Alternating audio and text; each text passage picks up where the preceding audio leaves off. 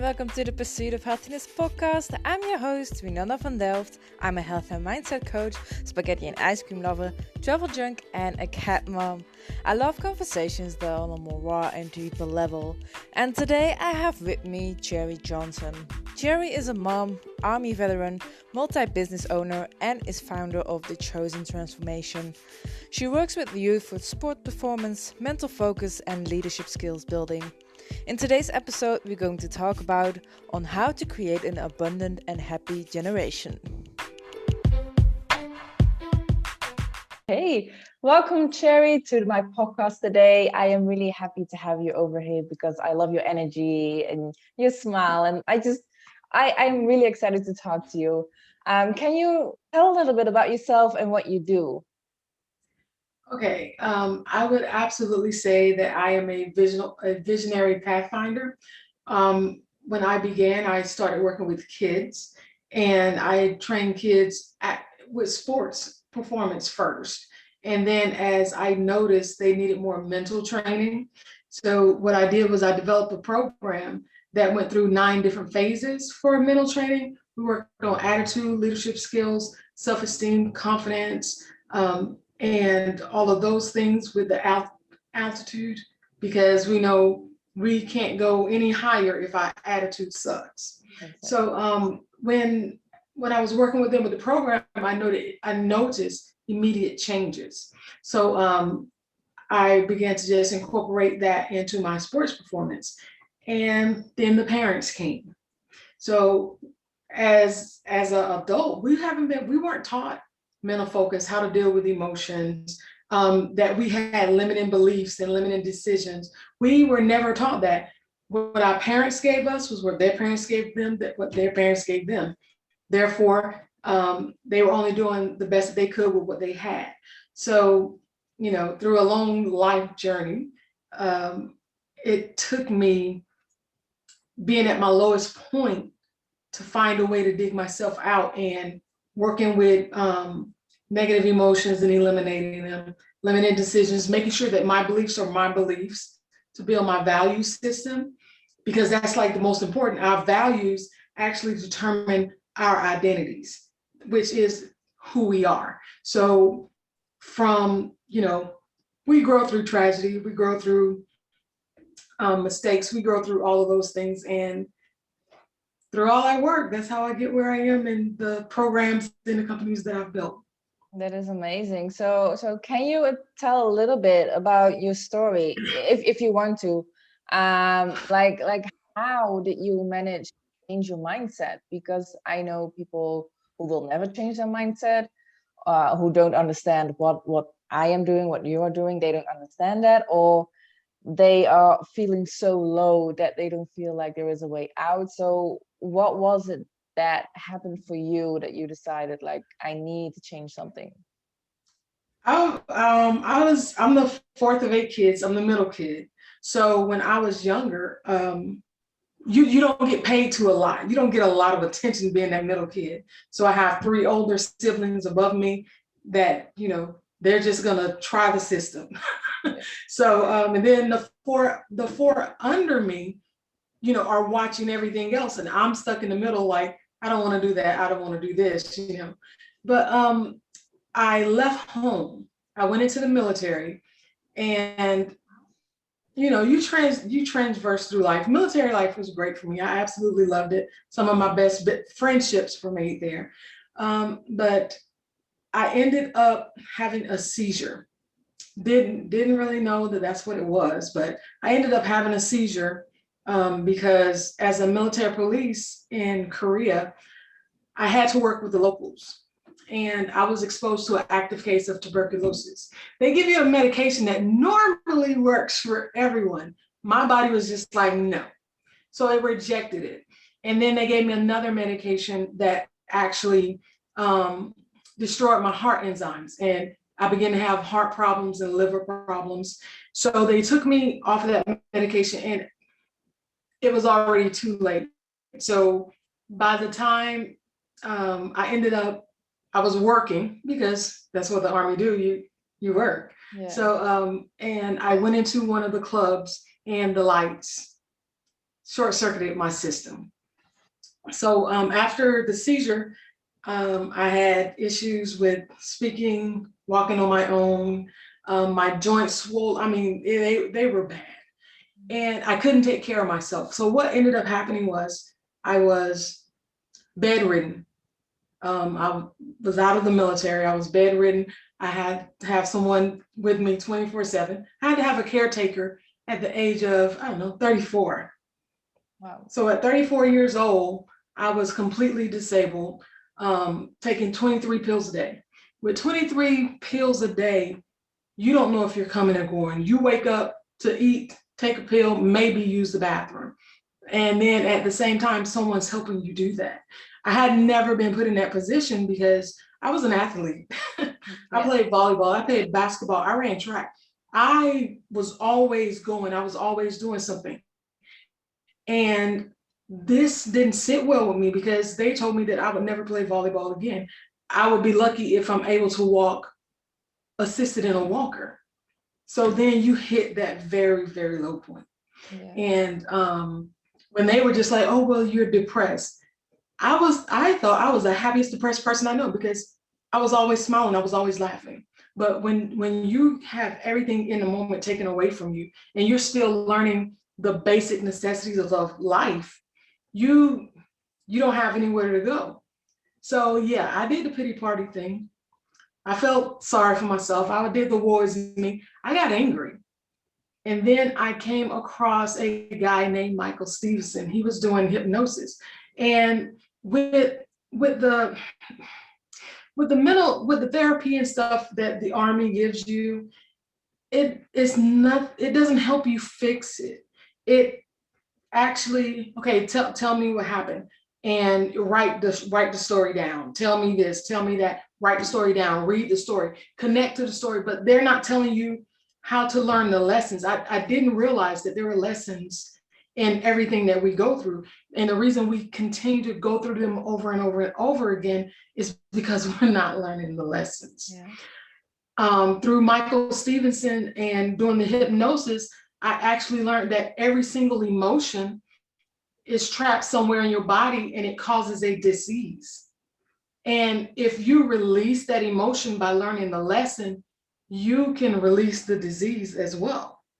So when I came across him, I was like, okay, so hypnosis should be good for me. And it was. It got me excited about life.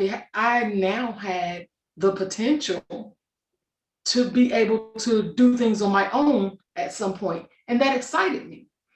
So when I learned that he taught something called NLP, neuro-linguistic programming. When I learned about that, I'm like, oh, so we have a plug. Okay. So I read up on it. I'm like, I need to know more about this. And then I became a practitioner. That's when I released the first layers. When I became a practitioner, I was able to walk.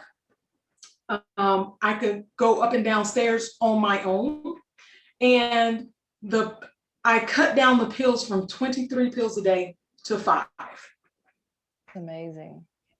Wow. After that, I needed more. Is there another step? And of course, there's Master Prac. Master Prac actually deals with the values. And that's where I learned that a lot of things that I believed or were taught to believe, programmed to believe, that had nothing to do with me.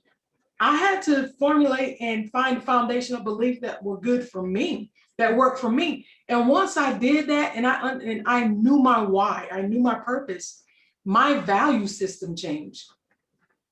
I mean, because for one, I'm going to be honest, people are like, oh yeah, money makes the world go round. Money didn't excite me.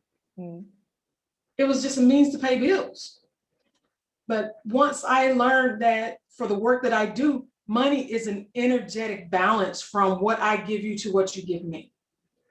So when I say my value system changed because of my belief, my entire identity did. And once that happened, no pills, no migraines, no pain, no joint anything. And I train kids. I play volleyball. I mean, I run, I jump, I do all of that stuff. That's amazing. So So It's happy been for a you. journey. Thank you. Yeah. Oh.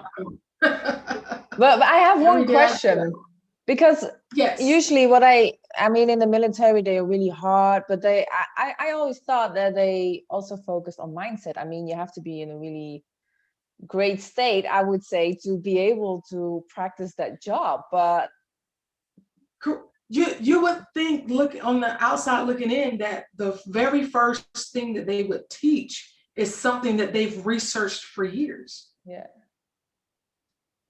Mindset and manifestation used to be classified material, but they don't teach that, not in the military at all. What they do is they bring you into basic, they break you down, and then they build you up to be a soldier who emotions don't matter when you're on the battlefield. Emotions will get you killed on the battlefield. Yeah. Right? So they break you down, and you can cry and fuss and complain all you want, but as they build you back up, they're building you up to not care emotionally.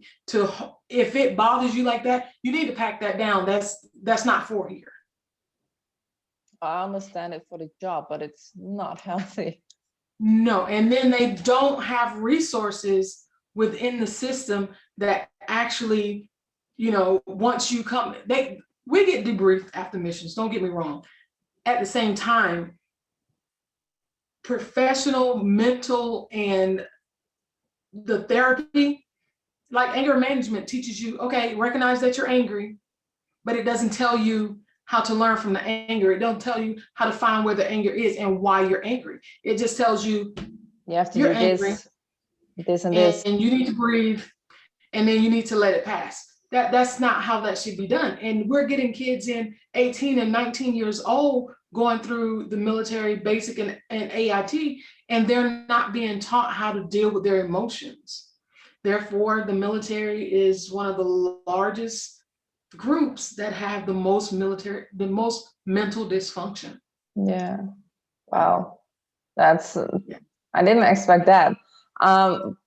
But I want to go back to you teaching children and teenagers. Like, how is it to work with them? Because they have a whole different idea, perspective, whole different mindset than adults have. So how do you work with that as an adult with your adult mind?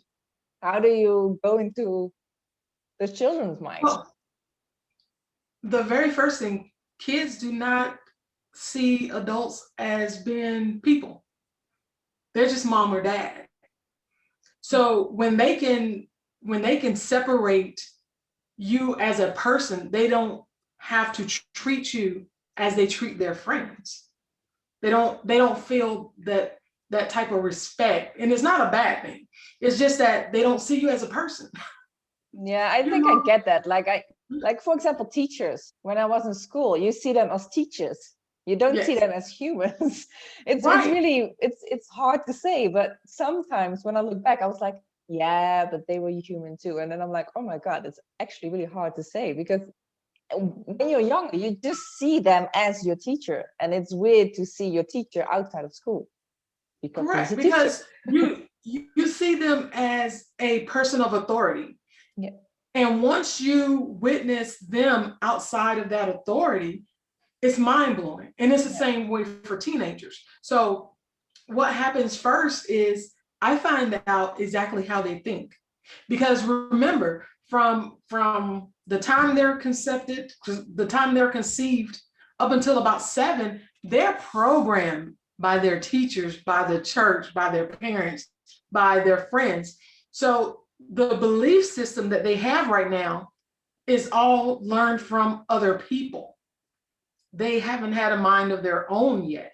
So as they get past that, they use those beliefs to move further in life. So by the time they get school age, let's say like 6th or 7th grade,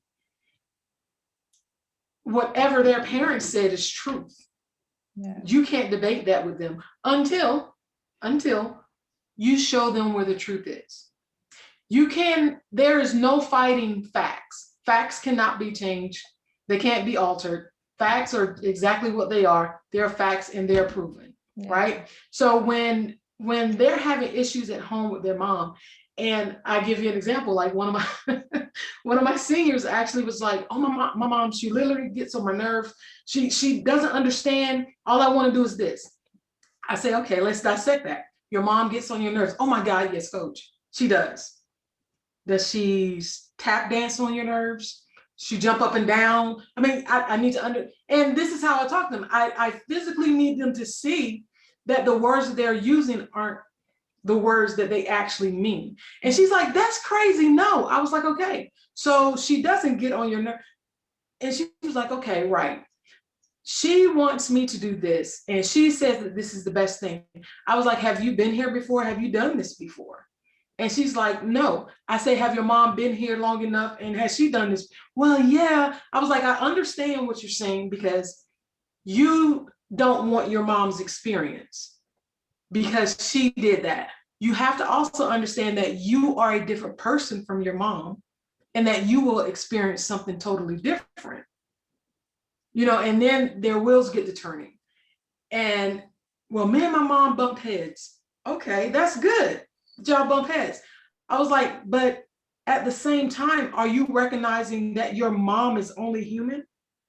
When your mom leaves their house in your presence, she goes out and she deals, because her mom's a surgeon, she goes out and she deals in a very fast-paced, just high energy that can go left real quick environment. So your mama dealing with other people, she's stressing. Your mom is not only your mom is a person. Yeah. You know, but it's hard to see my mom as a person. I say, once you see your mom as a person, then you realize you recognize how real it is, and the emotions become attached. And when her mom comes home from work, it's no longer, you know, mom asking, did you do this? Did you do that? No, she goes to the door, mom, how was your day? Because she recognizes her mom has an emotional, you know, she has emotions, she has feelings, she has a whole life outside of her kids. Yeah.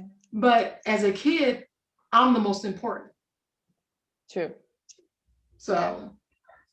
Okay. Yeah, it's quite interesting when you have to bring them down to that level and get them to see their parents like they see their friends. Now, your parents is going to tell you, I'm not your friend. And that's true, because their job is to protect you, house, clothe, feed you, right? And your friends can't do that. No. At the same time, your parents are full of emotions. Your parents, they have struggles. They deal with stuff. And not only do they have to be there for you as their child, if they're married, they have to be there for the marriage. They have to be there for the job. There are so many aspects that a parent carries. And once you open a child's eyes to that, it changes their entire perspective of their parent. Yeah. So what can you do as a parent to keep that balance between I'm your parent, but I'm also a human? Like, how do you teach your children? Because as you said, like, children are wired because of the parents, school, just the environment. Like, but how can we raise our children with their own beliefs without crushing your own? Because for example, if I would have a kid, I have certain beliefs. How can I teach my children to be an individual and not take on my beliefs, but still respectfully? And yeah, I don't know. Do you understand what I'm trying to say? Yes, I do. It's the reverse of when you're teaching the kids, because as a parent, like I said, a lot of the skills and techniques and strategies that I use today, I wasn't taught that. So when I am talking to parents, what I normally tell them is the first thing that you have to recognize is that your kid is a person. Yeah, it works the other way around. Yeah. They see their kids just as their child, some little bitty miniature them that needs to listen to them and do everything that they say, right? Yeah. At the same time, they're saying do these things and they are doing other things.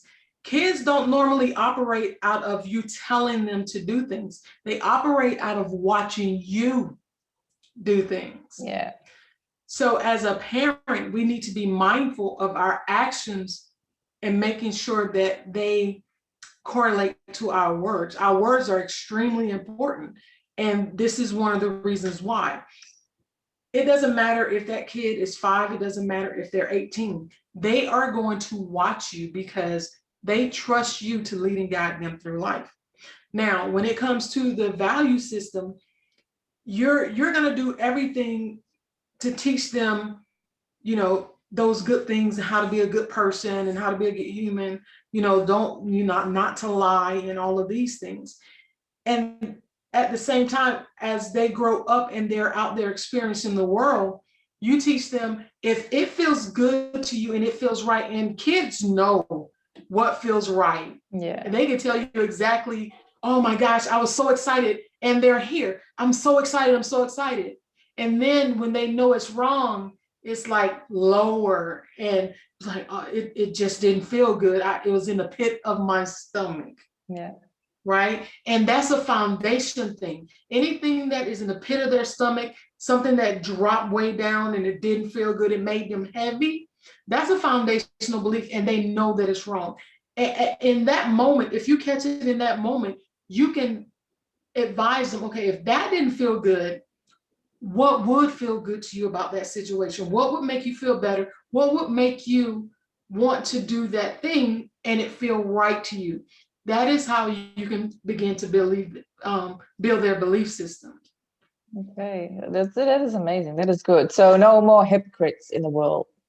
I mean, if they're operating out of emotion, because this is how we connect to everyone. Emotion is everything. If you always go by how you feel about anything you're approached with, anything you come into contact with, even people, if you are really being honest with yourself about the feelings and the emotions surrounding that moment, you're not ever going to go wrong with the way that you're living or the path that you're on. Yeah, true. And I think we need to stop thinking about what other people think, because they have different values, they have different belief systems. Because I know a lot of people don't do stuff because maybe someone else thinks this of me, or maybe someone else, thinks I'm weird or I'm wrong. And I talked about that yesterday as well, like that I don't believe in good or bad or right or wrong. It really depends on the perspective. It really depends on the person who you're talking to or who is saying things. Correct. I mean, there is a general form of bad things, but like you cannot just kill someone. I mean, that's obviously a bad thing. And that's on the moral scale. Yeah. So, but still, in that sense, I don't want to talk any good about this, but in probably the murderer's eyes, it is justified because I don't know what happened before that, why that person needs to be killed in their eyes. So it I mean, it all boils down to expectations, perceptions, and projections. Like they would normally put the 69 on the ground, put one on one side, one on the other. And it really doesn't matter what side you're on. Yeah. You're both seeing the same thing, but you're looking at it through different eyes. So one is going to see 69 here and someone else is going to see 96 there. It's just how life works. But if we understand how expectation influences those things, because I've learned to expect that everyone is going to do exactly what they're going to do. Do I know what that is? Absolutely not. But I also have enough control over my life and my emotions and everything that I do that I can control my actions and my reactions to that, regardless of my perception of what they're giving off and what my mind is internalizing. Because we receive information, and based on our belief system, the information we get is bought into our system, and it's generalized, it's distorted, or it's stored away. depending on, oh, she's going to use this again because she does this. Mm. Or no, this doesn't work for us. We've never used this. We're just going to throw this out. And that's how our programming is. It's just like a regular computer program. Like back in the day, we would put the DOS, into the computer, and those scripts would say, if then, if this, then go to here. Yeah. Now, if we're not inputting that information to go to there, that means that information is going somewhere else, because that's not what we use for that particular program. So we're going to compartmentalize this over here. And our minds work the exact same way. What we're used to doing every day, which becomes our habits, determines our behaviors. And if we get new information and we don't deal with it, or we don't go through it, or we don't justify how we're going to assess it or use it, it doesn't get used. And we run the same old program over and over and over. And this is how some people get stuck. Yeah. Because they don't know how to change the programming. Yeah, that's what I wanted to ask. Like, if there is someone that wants to change their behavior, but they don't know how, like, where do you start? I know it's a difficult question, but. Oh, no, it's not. No, it's not. You start with yourself, and you're like, I don't even know how to do mental this. I don't know how to change my mind. Okay. The first thing is, what do I want? Why do I want it?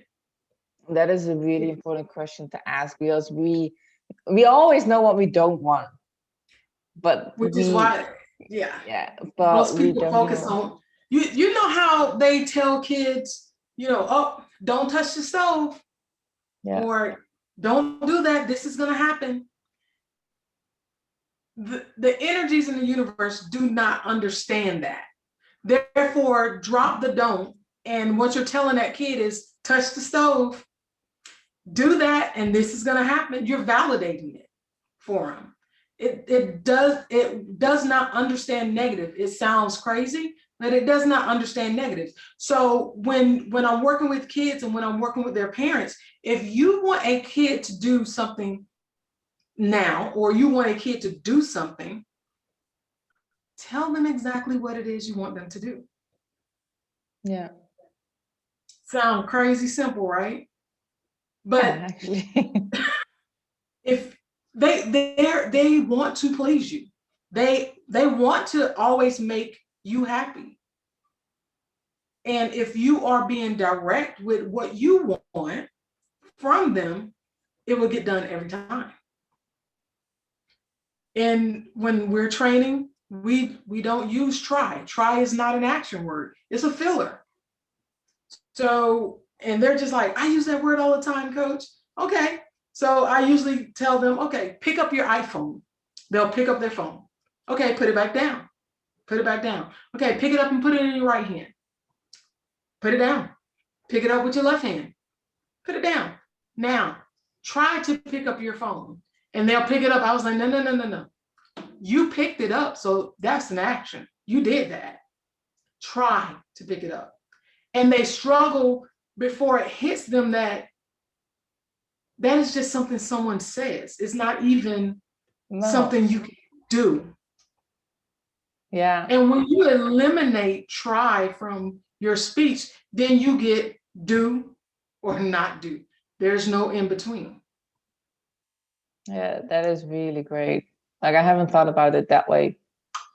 But I've heard something, I don't know if it's true or not, maybe you know, that if you use the word don't, children don't hear that. They only hear the sentence after don't. So if you said, don't climb on the couch, they're going to climb on the couch. They hear climb on the couch. Yeah. The reason is because you have to remember, their little spiritual energy bodies, up until a certain age, they're not really even thinking physically concrete into the world.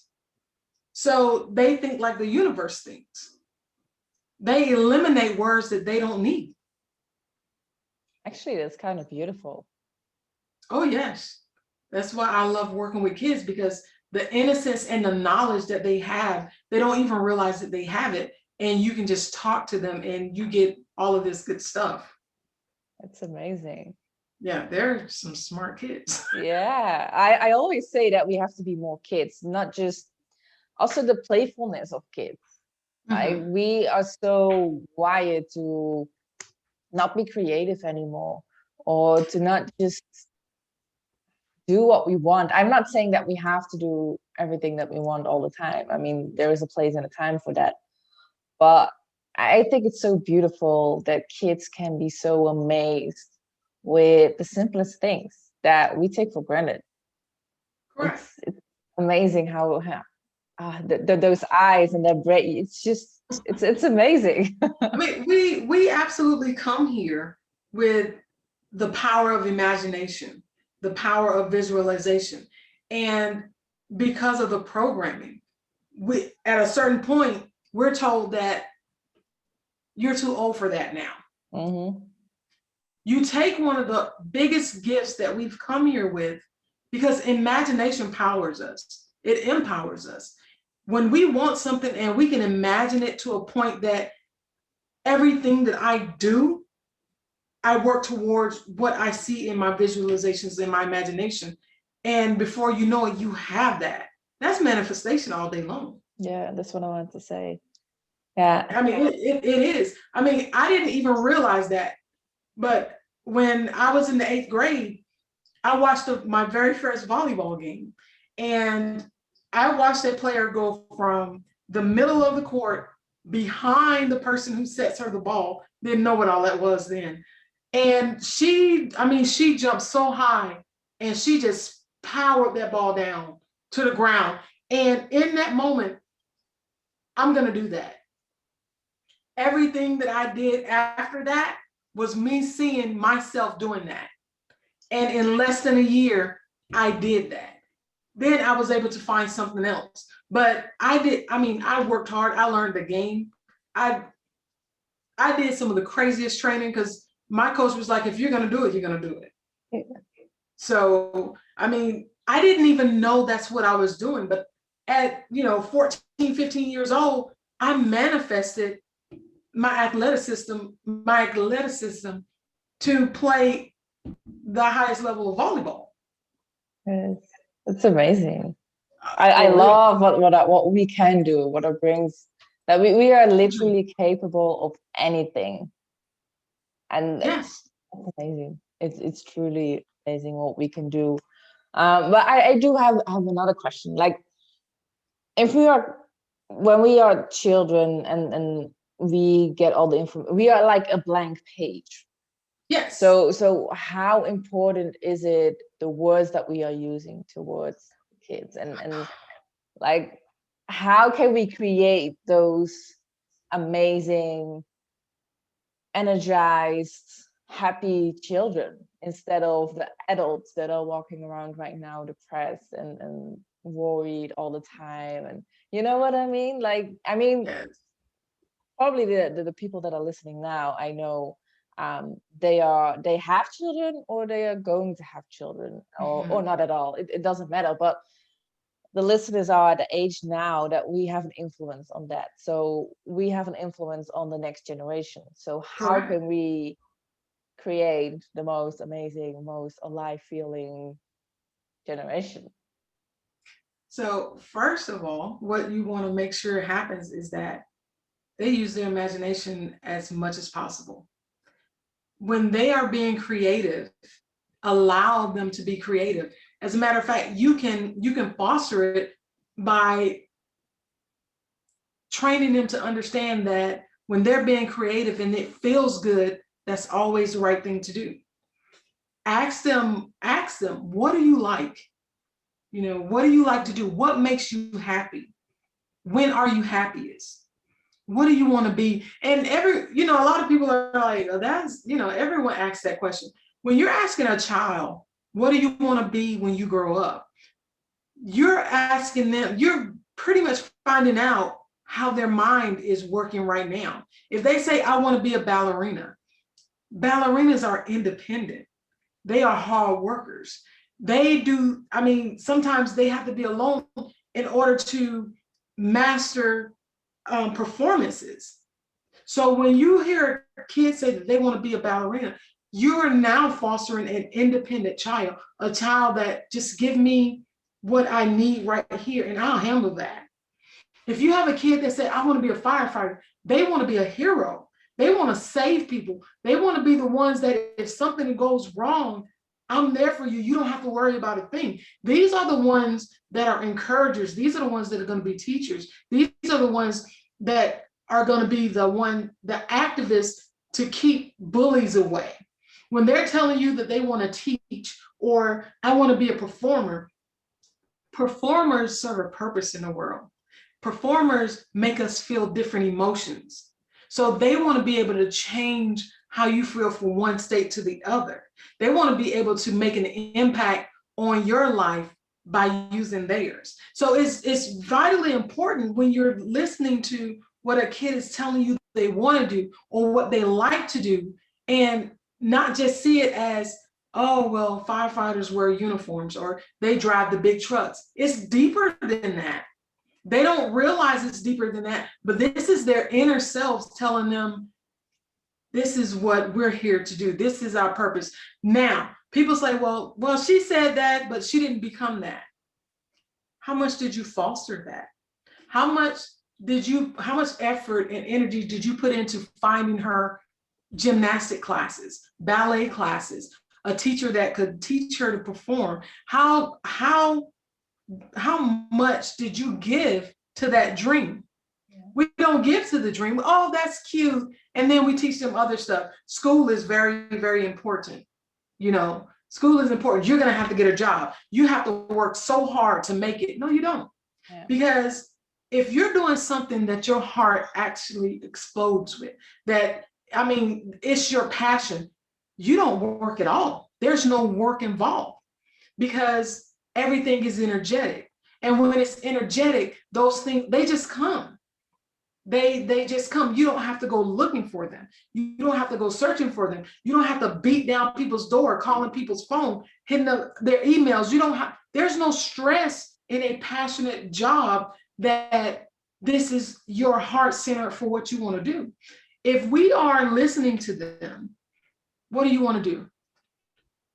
Okay, you want to dance, you want to do this, you want to sing. Okay, well, I'll tell you what I'm going to do. I'm going to find someone that can give you voice lessons. I'm going to find someone that can teach you the piano. I'm going to find someone. And when we foster those things, they can live out their dreams.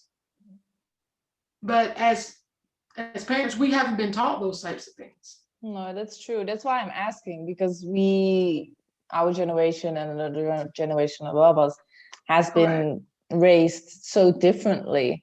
But now a lot of people start to realize more about mindset, about energy, about manifestation. So I really believe it's really important to talk about, because we didn't have that. Even my mom, like, I was never taught this. Like, I have to figure it out myself. Like you had as well. Like, you are at the lowest point of your life, and then that's when you see it, because that's the only way. You haven't tried yet. You have to try something different. So yeah, it's I can keep talking about mind and mindset, because I truly believe our minds are so magic. It's amazing. I mean, it's our power. Yeah. I mean, love is the center of it, but the way that we utilize our minds, it's our power. Yeah. And if we don't know how to manipulate our own power, other people will manipulate it for us. Yes. That absolutely. Yes, absolutely. What is your biggest lesson that you've learned? Oh my gosh. My biggest lesson that I've learned is we are connected, but we're not the same. What I mean by that is, as a collection, we're spiritual entities in human form. Yep. Okay. And the reason why we're so affected by each other is because of our connections to each other. We're all a part of a whole. And when we are out of alignment with ourselves, it can cause major hardship on those others around us because of the connection that we have. So my biggest thing that I've learned is in order to filter in the energy of the collective and to maintain and to uplift other energies such as myself, I need to make sure that I'm in alignment. And it took me a long time to understand, what being in alignment was. And I don't know if you do body scans, that's just where you check how you feel from head to toe. Yeah. And if there's anything that doesn't feel good, you ask why. And then once you understand, or you get the feeling that you have what you need, you clear it out and you move on. So what I learned was the reason why I ended up with such a serious medical condition or conditions is because I was being led one way, and humanistically, I decided that I was going to do something else. Yeah. I was so far out of alignment that I had to be taken down, literally, so that they could do what they, so I could be reprogrammed energetically to be on this path that I'm on right now. Because I've always known, and I know I've talked to a lot of spiritual people, I've always known as a kid that I would work with children. I've always known that I used to have dreams that me and my daughter was riding down in a car. I was like 14 to 15 years old. I'm having dreams of having a kid. I knew I was going to have one daughter, one kid, and that's it.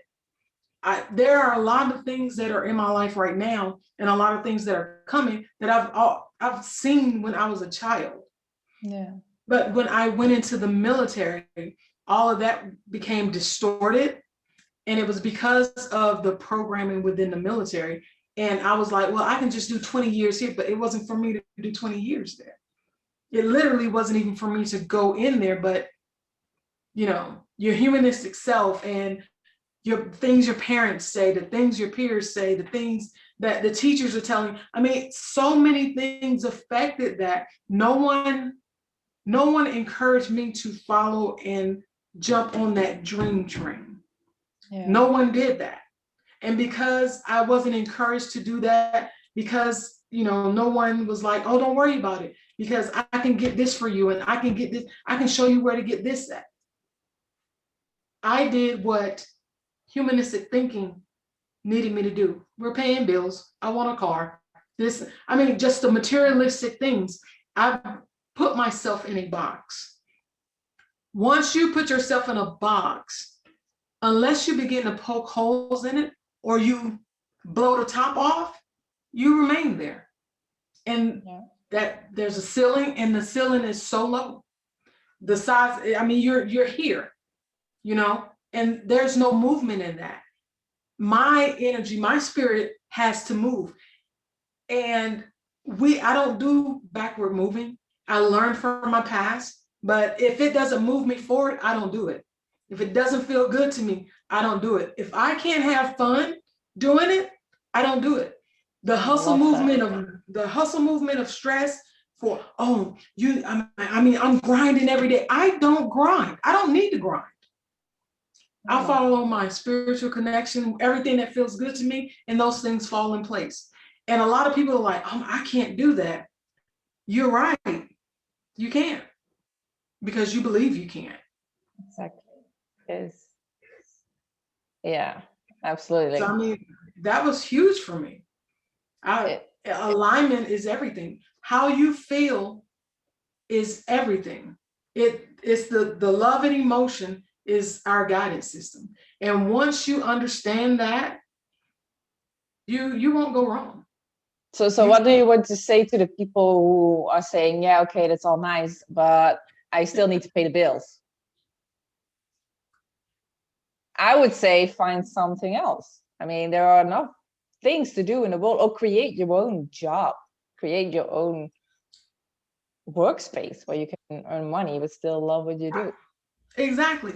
Someone who says that sounds all good, but in reality, I have to pay bills, I have a family. There is something in your mind that you've wanted to always do. What is that?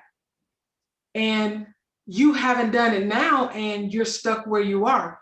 What happens if you go out and do that? What if you took that opportunity? What if that thing that you've always wanted to do that brings you joy poured in more money than you've ever seen in your life? What if that happened?